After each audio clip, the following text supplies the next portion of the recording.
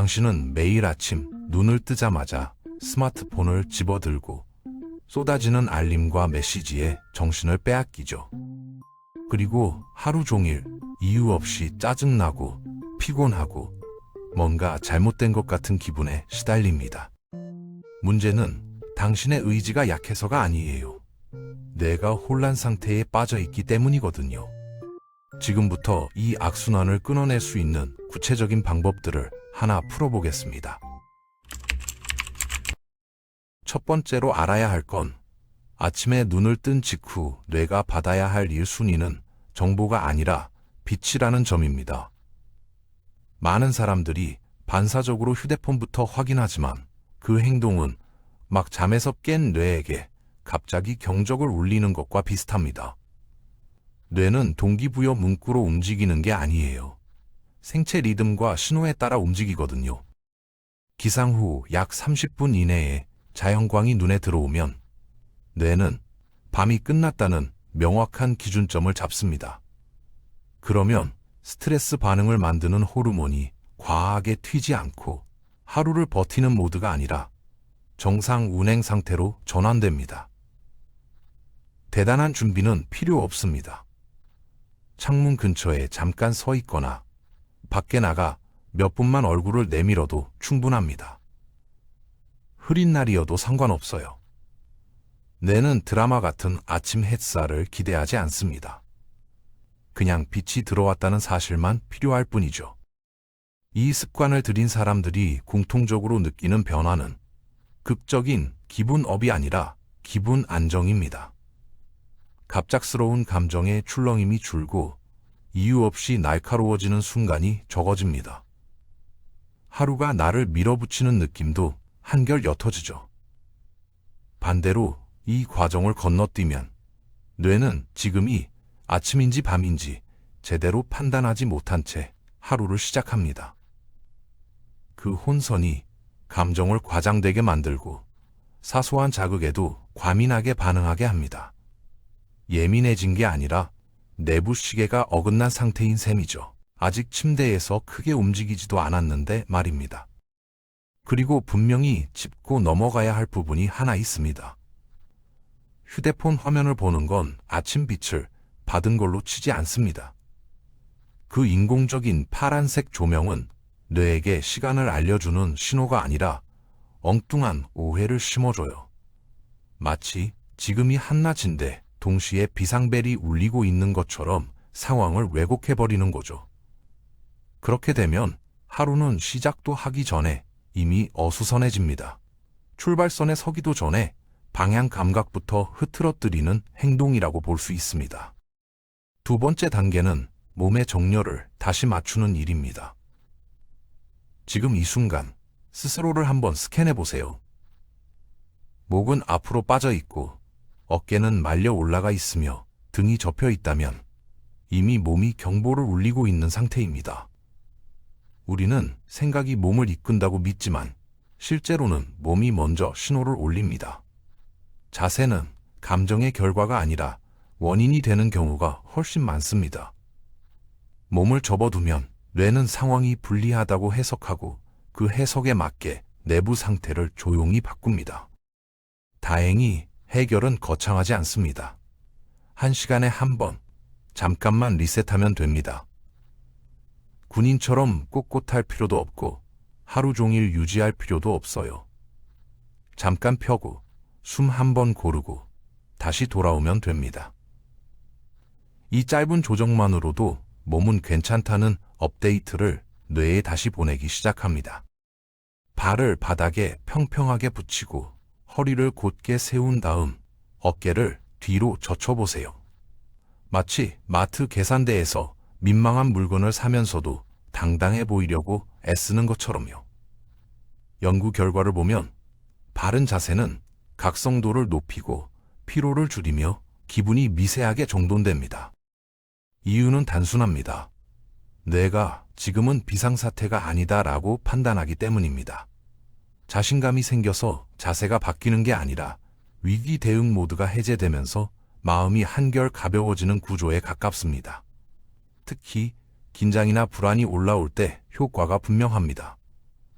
불안이 엄습할 때 몸은 본능적으로 웅크리고 싶어 하는데 몸을 펴는 정반대로 행동하면 조용하지만 확고한 메시지가 전달됩니다. 통제 가능, 안전함. 이건 과장된 제스처도 아니고 일부러 자식이는 행동도 아닙니다. 몸의 상태를 바꿔 뇌가 과잉 경계 상태에서 내려오게 만드는 아주 현실적인 리셋 방식입니다. 세 번째는 감정을 붙잡아 분류하는 작업입니다. 아침에 눈을 떴는데 딱히 슬픈 것도 우울한 것도 아니고 그렇다고 불안하다고 말하기도 애매한 상태가 있죠. 그냥 이상한 기분이 들 때가 있잖아요. 이유는 없는데 컨디션이 탁한 날 말입니다. 보통 사람들은 이런 느낌을 무시하거나 다른 생각으로 덮거나 휴대폰을 집어들어 자극으로 밀어버립니다. 그런데 그럴수록 감정은 정리되지 않고 더 퍼집니다.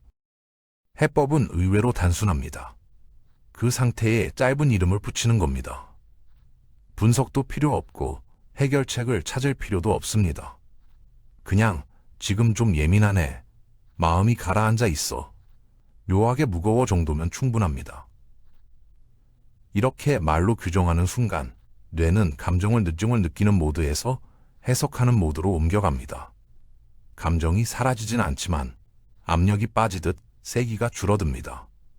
통제하려 애쓰지 않았는데도 이미 한 단계 떨어진 상태가 되는 거죠. 감정이 사라지는 건 아니지만 다룰 수 있는 크기로 축소되는 거죠. 심리학자들은 이걸 정서 라벨링이라고 부르는데 뇌는 이걸 해결로 받아들입니다. 미스터리는 위협이고 명확함은 안전이거든요. 무섭게도 감정에 이름을 붙이지 않으면 뇌는 그 빈칸을 이야기로 채우는데 그 이야기는 거의 항상 현실보다 나쁩니다. 피곤하다가 내 인생이 잘못됐다가 되고 배고프다가 아무것도 나를 행복하게 못해가 되고 과자극 상태다가 나는 인간으로서 실패했다가 되는 거예요. 이름 붙이기는 그 나선을 차단합니다. 통찰이 필요한 게 아니라 정확성이 필요한 거고 정확성은 진정 효과가 있거든요. 감정이 없어지는 건 아닙니다. 대신 손에 잡힐 만한 크기로 줄어듭니다. 심리학에서는 이걸 정서 라벨링이라고 부르는데 뇌는 이 과정을 일종의 처리 완료로 인식합니다. 이유는 간단해요. 모호함은 위협이고 분명함은 안전이기 때문입니다. 문제는 감정에 이름을 붙이지 않을 때 생깁니다.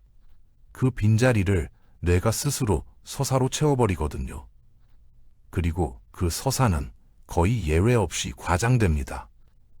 단순한 피곤함이 내 인생이 어긋난 것 같다로 바뀌고 배가 고픈 상태가 나는 만족을 못 느끼는 사람으로 확장됩니다. 자극이 과했던 하루가 어느새 나는 실패한 인간이라는 결론으로 도약하는 시기죠. 이름을 붙이는 순간 그 급가속이 멈춥니다. 깊은 깨달음이 필요한 게 아닙니다. 필요한 건 정확한 표현입니다. 상태를 있는 그대로 규정하는 것. 그 정확함 자체가 신경계를 진정시키는 역할을 합니다. 감정을 설득하려 들지 않아도 이미 한 단계 내려온 태가 되는 이유가 여기에 있습니다. 두 분으로는 완벽하게 만들 수 없습니다. 그게 핵심이에요. 완벽을 목표로 하면 몸과 마음이 바로 반발하지만 아주 작은 정리는 즉각적인 안정을 줍니다. 여기엔 꽤 냉정한 심리가 숨어 있어요.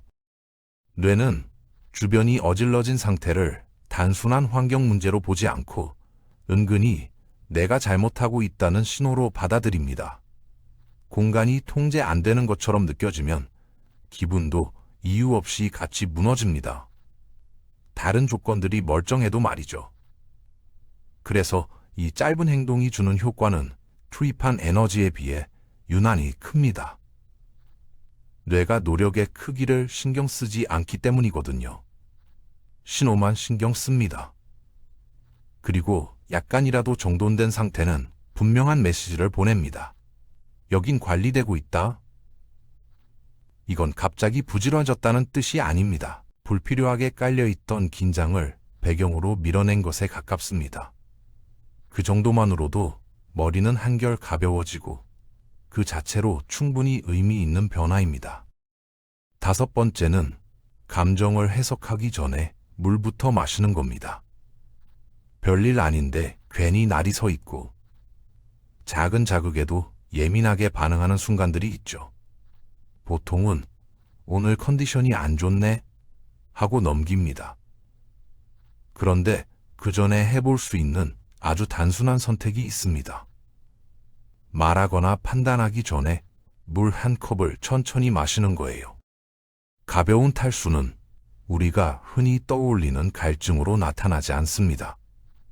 대신 머리가 흐릿해지고 쉽게 피곤해지며 이유 없이 짜증이 늘거나 기분이 가라앉는 형태로 드러납니다. 뇌는 이 상태를 생리적 문제로 분류하지 않고 스트레스로 해석합니다. 스트레스를 받은 뇌는 원인을 외부에서 찾으려 하죠. 그래서 괜히 사람 말에 날카로워지고 메시지 하나에 의미를 덧붙이고 사소한 불편함을 개인적인 공격처럼 받아들이게 됩니다. 물 한 잔은 감정을 해결하진 않지만 잘못된 경보를 끄는 데는 충분한 역할을 합니다.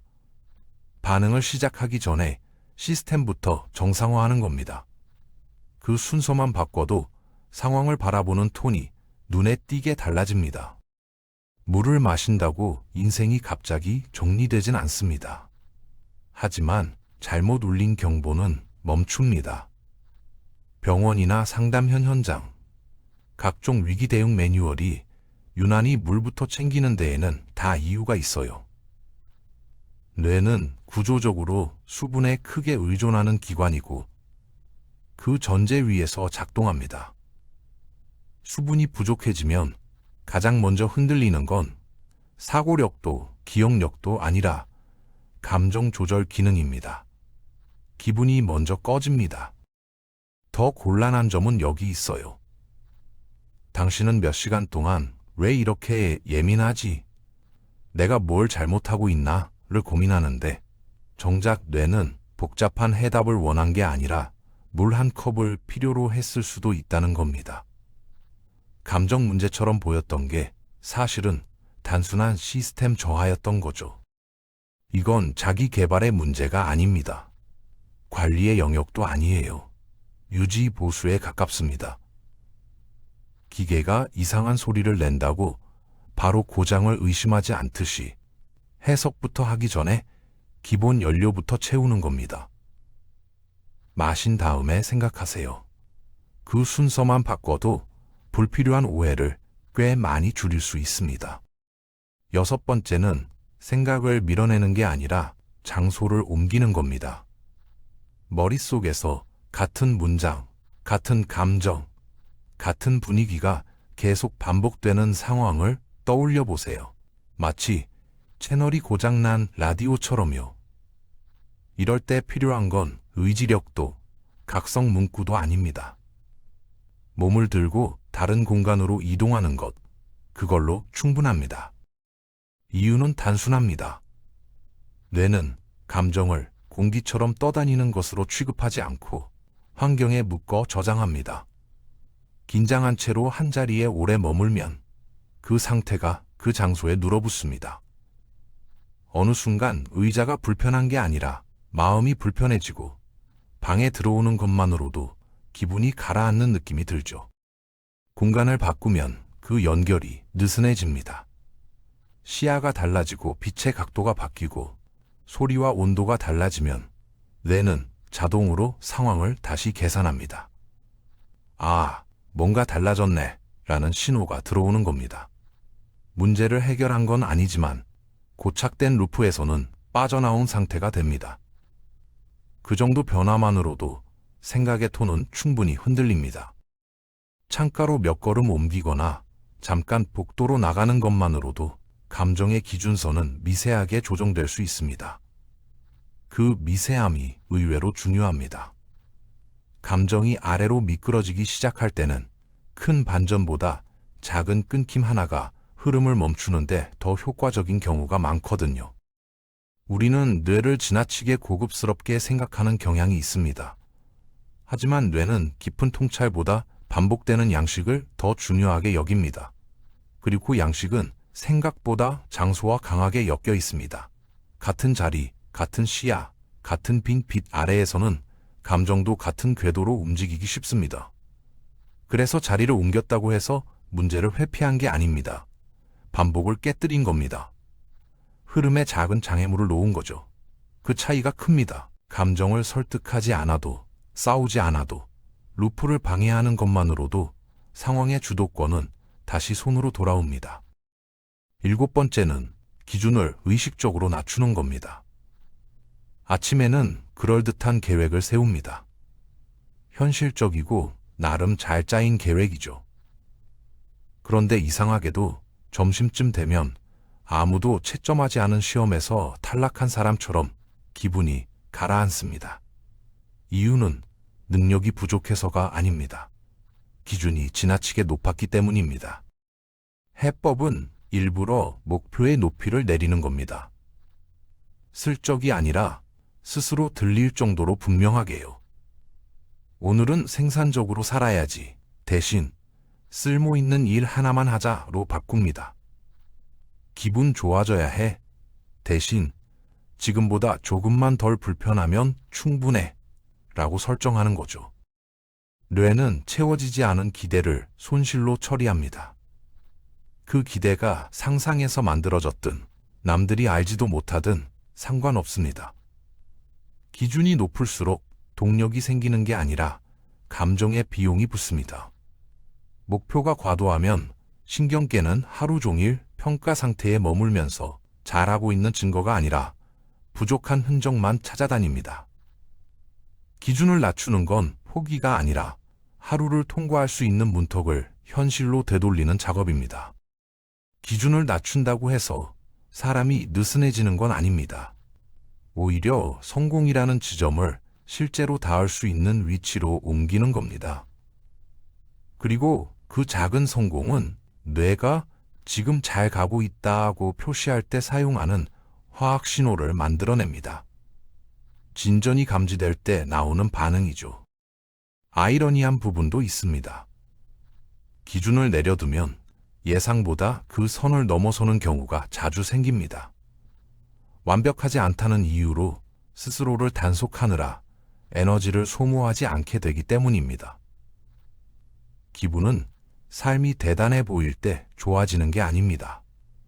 이길 수 있는 판에 올라섰다고 느낄 때 회복됩니다. 8번째는 하루를 그냥 흘려보내지 않고 의도적으로 닫는 겁니다. 대부분의 날은 끝났다는 느낌 없이 사라집니다. 화면을 넘기다 멈추고 생각을 이어가다 잠들죠. 그러면 뇌는 그날을 완료된 사건으로 인식하지 못합니다.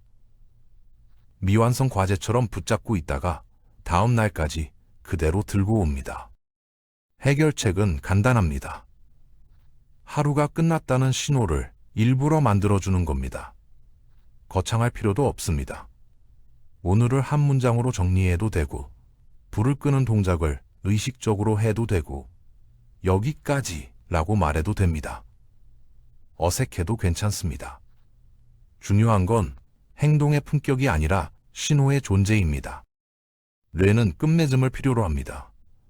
마침표가 없으면 이미 지나간 하루를 계속 돌려보고 분석하고 정리하려 듭니다.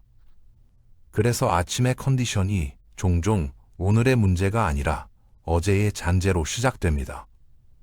하루를 닫아주는 건 생산성을 높이기 위한 의식이 아니라 다음 날을 가볍게 시작하기 위한 정리입니다. 분명한 마무리는 신경계에 이런 메시지를 보냅니다.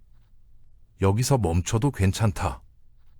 이 신호를 습관처럼 보내는 사람들에게서 공통적으로 나타나는 변화가 있어요. 잠이 깊어지고 아침이 덜 무겁고 어제의 감정이 오늘까지 끌려오지 않습니다. 삶이 갑자기 쉬워진 게 아닙니다. 뇌가 밤새 처리 중이던 작업을 종료했을 뿐이죠.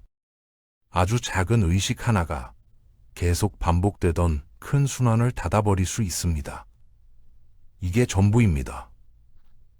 8가지 모두 겉으로 보면 대단해 보이지 않습니다. 혁신도 아니고 인생을 뒤집는 비법도 아니죠. 그런데 이 사소한 신호들이 쌓이면 하루의 흐름 자체가 달라집니다. 거창한 결심이 아니라 반복되는 미세한 조정이 뇌를 원래 있어야 할 자리로 되돌려 놓습니다. 그 정도면 충분합니다.